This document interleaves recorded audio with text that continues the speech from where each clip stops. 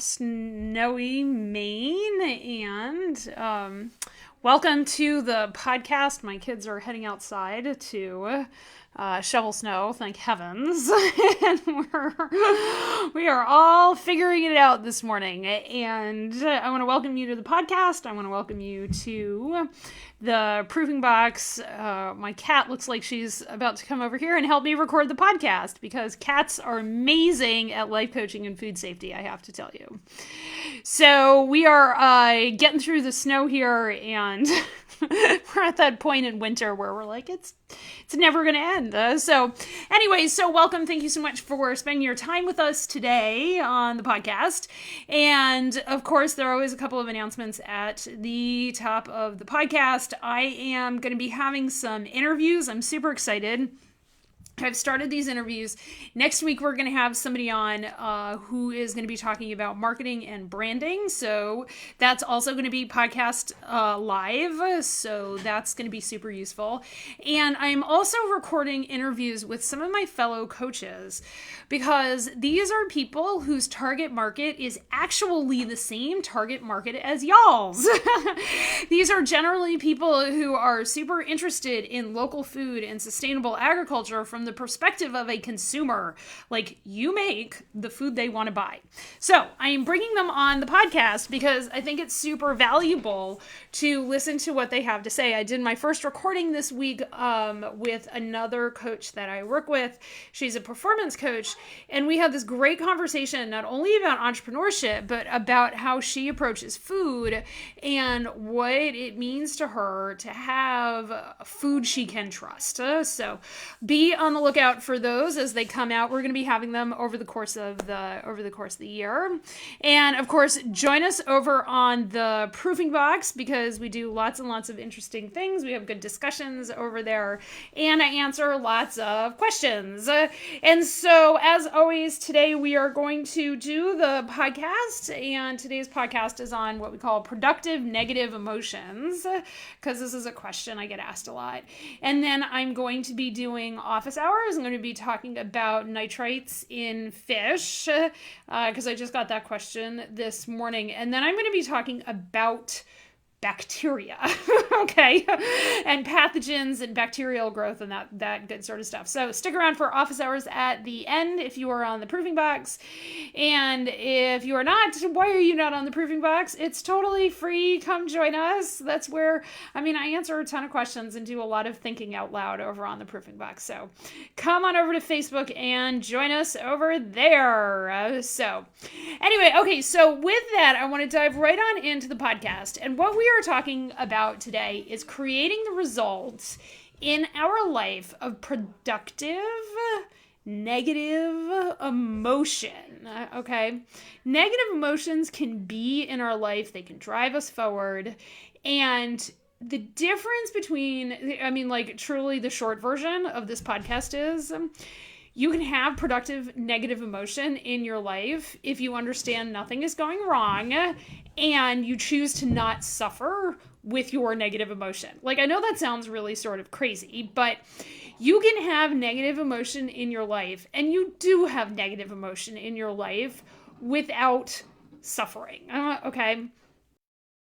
When we couple negative emotion with suffering, then we are suffering. When we couple negative emotion with merely tolerating it, and tolerating is like less painful than suffering, I think, we can go forward and create the things in our life that we want to create, because, feelings always create actions. And you get to figure out with any feeling that you have, whether it's going to be an action that moves you forward. Okay, so let me help you with that. As I always say, thank you for coming in onto the podcast. And when I talk about letting me help you with that, the first place I always start is assets. We're here, we are entrepreneurs, we are people who are thinking about entrepreneurship, who are already on their entrepreneurship journey. Wherever it is that you are, the key to success between where you are now and where you want to be is managing your mind. And when I am coaching my clients, whether they're business teams or they're individuals, we always start with the number one asset. And that number one asset is your brain. It's your brain, guys. And your brain is magical, but your brain is mean. And there are so many different there are literally so many different sections of your brain. But for the purposes of our discussion, you have the part of your brain, okay, that helps you live on autopilot, okay, and you have the part of your brain that helps you live and create the things in the world that you want. Your autopilot brain is your hindbrain, and your creative, driven brain that helps you create the results that you want in your life is your forebrain, okay? Managing those two parts of your brain together is a beautiful way to live your life, okay? And when you can step into your highest modes of thinking in your prefrontal cortex, we call it, that's the part of your brain, like that's the anatomy, we call it. You get to figure out what results you really want in your life, and you can teach yourself to tolerate negative emotion, okay? You can actually use this part of your brain, all right, to overcome the stuff that's back here, like your monkey mind and things like that. And that's what we're going to talk about today, because that is where the beauty and the growth lies, okay? So the first thing I want you to ask yourself is what does it look like to have a negative emotion on purpose? Okay, I mean, we don't spend a whole lot of time thinking about that, but we pick negative emotions on purpose all the time in order to get things that we want, all right? And my favorite example of this is for those of you that work over a hot grill, barbecuing, or you're working over you're in a kitchen and you're working over a hot grill. You have a vision of the food that you are creating, and you are tolerating the discomfort of being in that kitchen so that you can create the result that you want. Did you know you could do that with any emotion? Okay. Having a negative emotion does not always necessarily mean that there's going to be suffering involved. Okay. Any of you who have sat through any amount of school whatsoever understand boredom. Okay, driving long distances can be kind of boring, okay, but we tolerate boredom. Boredom's not it's not a very negative emotion, but it's a negative emotion, right? We tolerate frustration. Remember when I'm not gonna lie, I tried to decorate a cake this weekend with my kids, and the level of frustration I'm willing to tolerate so I can get a pretty cake is I'm always sort of frankly impressed with myself. I am willing to tolerate making 1,000 rosettes very badly, like my hand shakes, so my rosettes are never going to be good.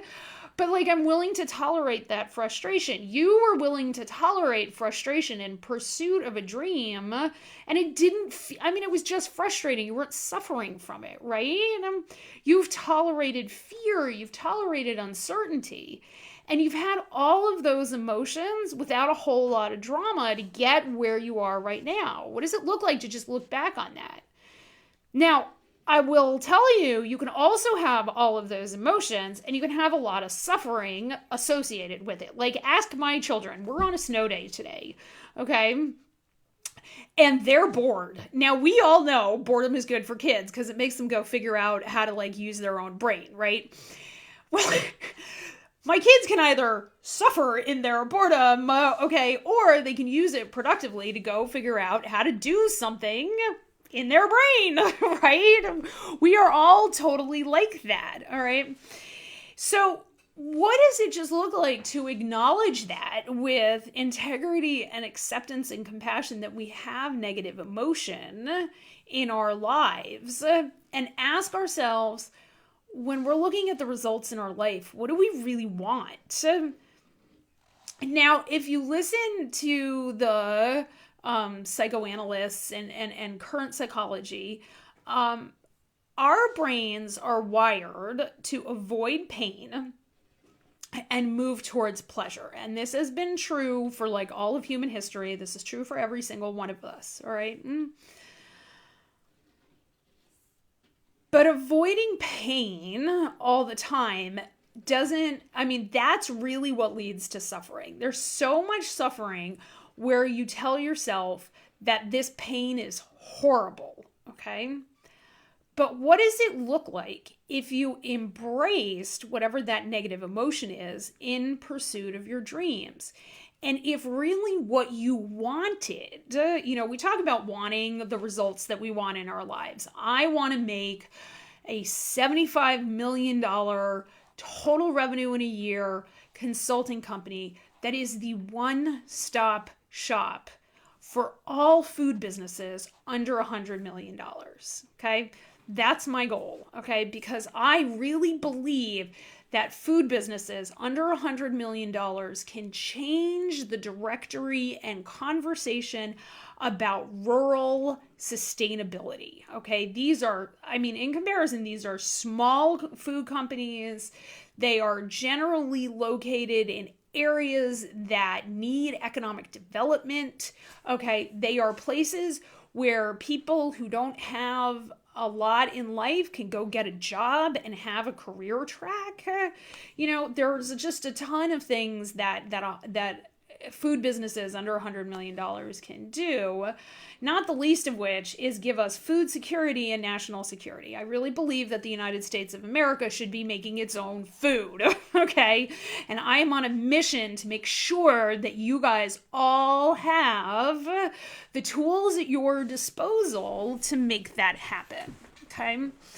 And so when you're avoiding pain and seeking pleasure, the question is how are you acting? Okay, so you say what you want is this result, and the question is okay, what negative emotions are you willing to tolerate to get there? And how are you acting? Are you acting in tolerance of those negative emotions? Okay, I have this big paper that I'm writing this week. And I will tell you, writing the materials and methods section of the paper is not intrinsically interesting. Okay, but I'm going to write it because I am committed to the result that this paper is gonna create. Okay. If instead I decide I'm suffering and I really hate doing this and I buy into my own thoughts about how much I hate writing materials and methods section, I'm going to really want to run away from that pain because I'm not choosing the pain, okay? So when I ask how you're acting, I'm asking you, are you resisting your pain or are you choosing it, okay? Because we can just choose it. And we all know this to be true. There are all times in our lives where we've chosen embracing what seems negative, and it turns out to not be so negative at all. If instead we decide to resist all of that, we are going to resist that pain. And what I find most of my clients do is they go do what I call work instead. Work that feels really useful. I'm going to go connect with people on Instagram. I'm going to get on Facebook. I'm going to send that other email. I'm going to go have a smoke break because I really need the nicotine. That seems less useful, but there are people who tell themselves their smoke breaks are really good because it allows them to network and build teamwork outside when they're smoking. Okay, so I have heard everything about how you justify running away from the discomfort of the work that you are called to do in the world, with doing all sorts of other things instead. Okay. But folks, that's really not useful at all. It is not building and creating a result, okay? Checking Instagram for the millionth time, not really creating a result, even if you really want to make up the story that you're connecting with customers. Does that connecting with customers really build an asset? And if so, how? Okay? I'm a big believer in building assets, in building trust and credibility with customers over social media. Guys, I record my podcast on Facebook Live, whether anybody shows up or not, because I know you go back and you watch the videos and you ask me questions about it, right? And I am here week in and week out doing this because I believe in the power of social media to bring the conversation to people where they are, and that's incredibly important. Okay. But when I'm having that conversation, that's not me scrolling through my Facebook feed trying to avoid the discomfort of, like listening to my kids argue while I'm trying to work, right? And so when you know and can define what you want, my question for you is you've defined that, then what do you know to be true? Okay? When you are doing the work, even when you're bored or you're frustrated or you're afraid, what is true for you? Okay? And how does that truth feel in your body versus when you're checking your email incessantly instead of doing your label submission? What's true for you there? Like, do you feel that resistance? When you look at your actions and decide what's true for yourself, you build evidence for the things that you want. You're either going to build evidence that you really want to resist the pain, or you're going to build evidence that it's really no big deal at all. Okay? When you're doing the work, even when it's boring, you build the evidence that you're going to do what you said you were going to do. When you avoid your work, you're still building evidence.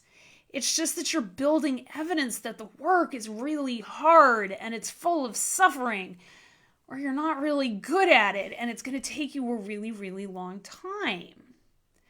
Okay, so knowing that, the question is are you willing to choose productive negative emotion and allow it to be productive? Okay? And you and the transition between where you are now and that space where you allow productive negative emotion is truly the choice, okay? Because you don't have to do anything in your life. You could, as there was like a meme going around Facebook this week, nobody's going to say anything to you if you go outside and eat dirt, right? Nobody. You don't have to pay your taxes. You don't have to pay your mortgage. You don't have to take care of your kids. You don't have to stay faithful to your spouse. There are people who don't do those things and they survive, right? The truth is, you choose to do those things. I choose to pay my taxes because I don't want to go through an audit. I desperately want to stay out of jail. And I believe with taxes, I buy civilization, okay? So I choose to pay my taxes. I choose to raise my children. I choose to stay married to my husband. I choose to run my business. And that is the difference. I don't have to raise my kids. I don't have to raise my taxes. Or I don't have to pay my taxes. I don't have to pay my mortgage. I choose to. I am glad I get to give money to my mortgage company to keep a roof over my head. All right? And the freedom all lies within that choice. Okay?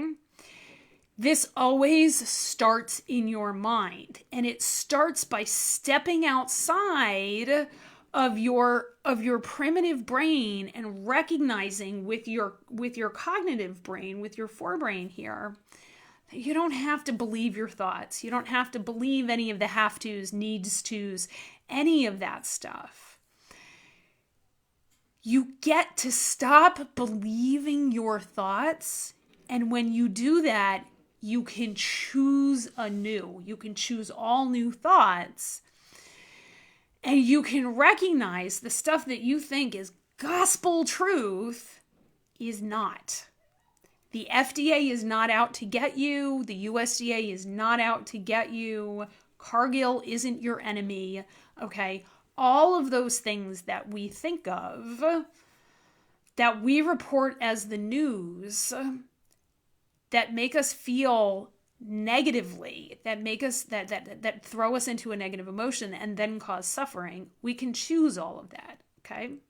We can choose whether or not we suffer from our negative emotions. When you decide that your thoughts are all optional and you don't have to believe them, you can pick the ones that serve you and you can understand the ones that don't serve you, okay? Having a thought that creates boredom, like, I am going to write this materials and methods section, I'm bored saying it, guys. I'm bored saying it, but I'm going to write it anyway because I believe in the result, right? But I get the space to choose, and that's all the difference in the world. And all of my statements that I make around thoughts, around feelings, around actions, around food safety, all of that sort of stuff, these statements are true only if I want them to be. Now, that's a very controversial statement because, in our political reality, we have a lot of people making up a lot of facts. All right, there is a difference between thoughts and facts. Facts are things that everybody can agree on. I am wearing a purple sweater is a fact.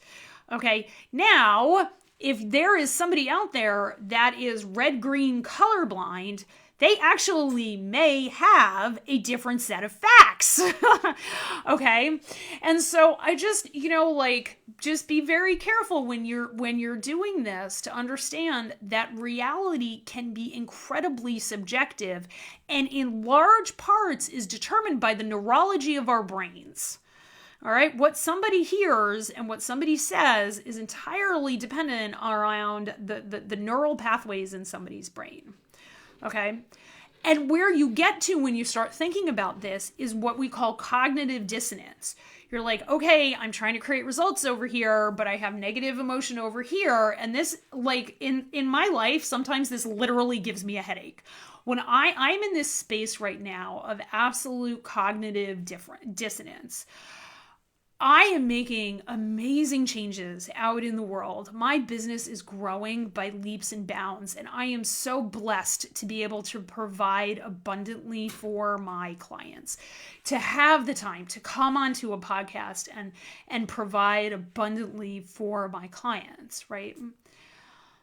But it turns out that I'm in this sea of cognitive dissonance because I am not showing up as a woman, wife, and mother in any intentional way. And folks, I gotta tell you, I never even thought about it until Monday when my coach asked me, so how are you showing up as a woman, wife, and mother? And I was like, well, hell, I don't know. Right? And so I'm all over in reactive mode on the personal side of my life, whereas I'm all over in the abundance mode on the professional side of my life. That's a lot of cognitive dissonance for one brain to go through. And now that I recognize that, now I can work on aligning them. But there's a lot of uncertainty there. And brains hate uncertainty. We are programmed to create certainty in our lives. All right? Your brain is all about knowing what is going to happen, what the end point is when the effort gets to stop. But the thing is, when you understand that your thoughts are optional, you pick your thoughts, and that is an ongoing process. If you haven't read The Infinite Game by Simon Sinek, go read The Infinite Game. Because when you're engaged in an infinite game, and understanding your own mind is an infinite game, you pick your own thoughts. And then all of a sudden, those feelings, those productive negative emotions, you get to pick which productive negative emotions are going to be there and teach yourself to tolerate them. Okay? So I want you to try something on for size. Say to yourselves the sentences, I'm bored. I'm exhausted. I'm irritated. I'm super frustrated. When you say those things, that's literally you creating those feelings in your body. Like say I'm frustrated and really be frustrated. You can create it out of nothing.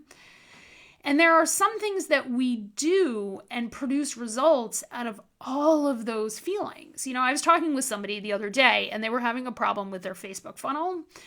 And the truth is that if you're trying to sell stuff over social media or get people to follow you over social media, those funnels, it takes about 15 tries to get it right. And each one of those funnels takes between 10 and 15 hours to get the copyright, the pictures right, the back end capture right, all that sort of stuff, 10 to 15 hours. Okay.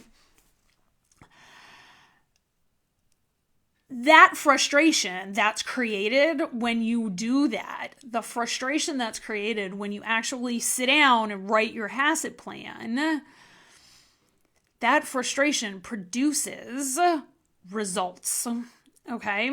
Writing HACCP plans is not nearly as fun as watching Cheer on Netflix.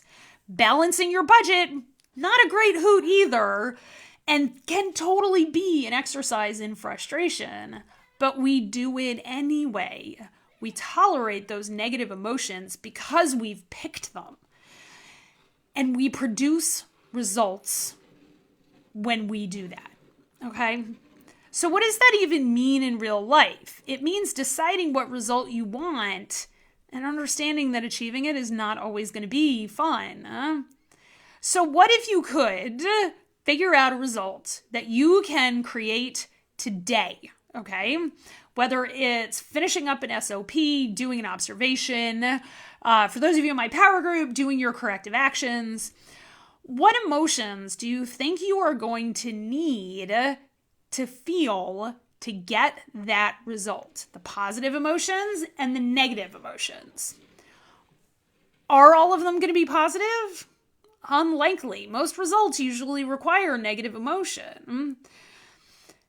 And in order for me to do this sort of work in my life, I give myself a deadline for the thing that I don't want to do. Okay? And when you give yourself a deadline, all those negative emotions are immediately going to pop up. Okay?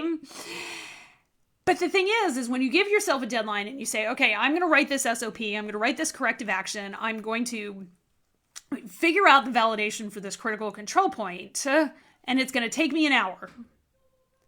You know that within an hour, you will have gone through all of those emotions and they will all be done. Okay. When I am done writing that materials and methods section of my paper, the eye-rolling boredom of materials and methods, it's going to be all over. Now I'm going to be doing other things that have other negative emotions. We never get to get away from the negative emotions. There's never an arrival point where the negative emotions are gone. But giving yourself a deadline is a pretty awesome system because I know how good I'm going to feel after I feel the boredom or the frustration or the panic or whatever. And that's pretty cool, right? Are there things that pull me off course? Yeah, I have a geriatric dog. I have 3 kids. I have a husband. I have employees. I have a mom who, like I'm a sandwich generation. Totally, there are things that pull me off course. But I'm in the habit of getting myself back on course and feeling the frustration when I'm off course and knowing that nothing is going wrong. So my friends, go pick a result that you can do today. Choose that result. Guess all of the emotions that you're going to feel in the doing of that thing. Then go do that thing in the time allotted. And see if you were right. Figure out which emotions were actually present and which negative emotions you tolerated in order to produce the result that you're thinking of. Okay?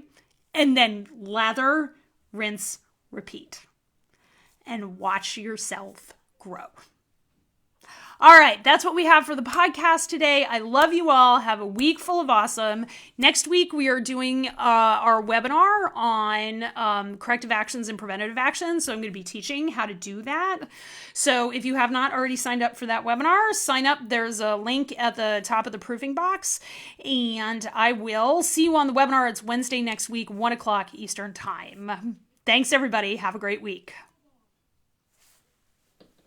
All right, now I am opening it up for office hours, and I hope everybody's doing awesome.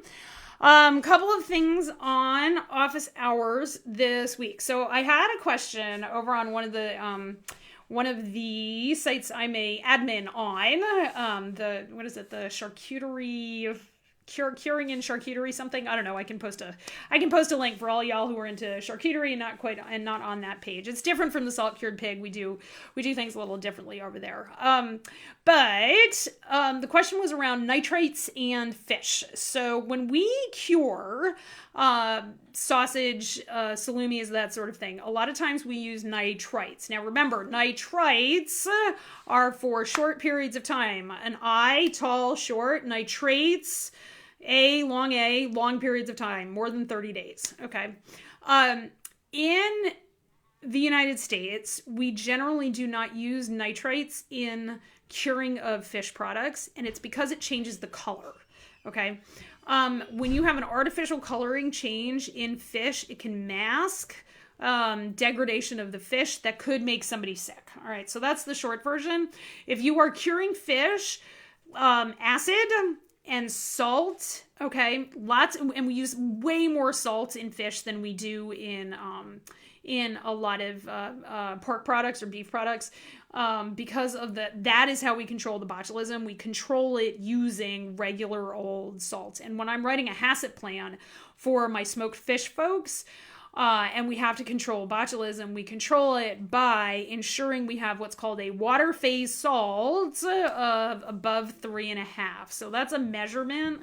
And what we do is we weigh the fish. We do this big validation study where we weigh the fish, we weigh the salt, we measure the time the fish is buried in the salt, and then the time it goes into the smoker. We control the smoking time very, very carefully, and that allows evaporation, and that gets us our water phase salt. Okay, but we do not use nitrites to control the botulism in fish because of the colorant change. That is not allowed. Okay, so that's the first thing. Second thing I want to talk about, which was a question from actually the same group, is cold fermentation and salt concentrations. All right, so there is one of the reasons a lot of people come to me to write their HACCP plan is because they don't want to use nitrites and nitrates in their salumi production. And I can write a USDA compliant and have written many USDA compliant HACCP plans with no nitrates or nitrites. And we control for botulism in other ways. And basically when I talk about controlling for botulism without nitrates or nitrites, including celery juice extracts. So I'm not talking about that stuff. I am talking about making salami with pork, salt, spices, and thyme, like elapsed time, not thyme the spice, or the herb, I guess. You can totally do that, but in order to cure it and get that fermentation so that you can control for Staph aureus, you have to do one of two things. You either have to cure it within degree hours of 1200 degrees, which is the amount of time above 60 degrees. All right, the batter of your sausage is above 60 degrees, okay? And below 90 degrees. All right, you have 1200 degree hours. If you're fermenting above 90, you have 1000 degree hours. Okay, so you take whatever time it's in there. It's in the cure for 72 hours, and you're curing at 70 degrees. That's 720 degree hours. All right, 72 hours times 10 degrees above 60. If you are not using nitrites in any way, shape, or form, or nitrates in any way, shape, or form, you must adhere to degree hours, okay? Or the safer way of doing it is to cure slow and cold and not do a faster, hotter ferment, okay? Anything under 60, your degree hours never come into it, all right? Because 0 times any amount of time is still 0, right? So cure under 60. And when I say cure, what I really mean is ferment. So now then the question becomes, do you use Bactoferm and dextrose and all of those things? Totally up to you. It is entirely dependent upon your environment, all right, your local environment, and whether or not you've got flora that's gonna allow for a ferment. But what you have to do before you move on is ferment. If you want to keep a sausage above room temperature, you have to ferment it to a pH of 5.3 to control for Staph aureus bacteria, all right? Without doing that, you're going to form Staph aureus toxin, and you're going to make people sick with your sausage, all right? So then when you get, that still applies. So you have to be under a pH of 5.3 to move on to the next step of smoking if you're going to do hot smoking in any way, shape, or form. And by hot smoking, I mean anything above 40 degrees. There is no legal definition of hot smoking. Okay? So if there's no legal definition of hot smoking, then anything above 40 degrees is considered in the danger zone. Unless you have a pH of below 5.3, you're never going to control for Staph aureus, and you're going to give everybody Staph aureus toxicity with your pork sausage. This is only for pork sausages, by the way, because they're the only ones that have Staph aureus as a hazard reasonably likely to occur. All right, if you have any questions on what I just said, let me know. Pop them into the proofing box, and I will, I'm happy to answer questions on that. I answer a lot of questions on salami, degree hours, and hazards associated with curing and controlling for Staph aureus and botulism. All right, that's what we do around here. So anyway, thank you so much, everybody. Have a great rest of your day. Join us on the Corrective Actions and Preventative Actions webinar. I will post a link to that. I think the link is already posted, but I will post it again. And have a day full of awesome. I love you all. Bye, guys.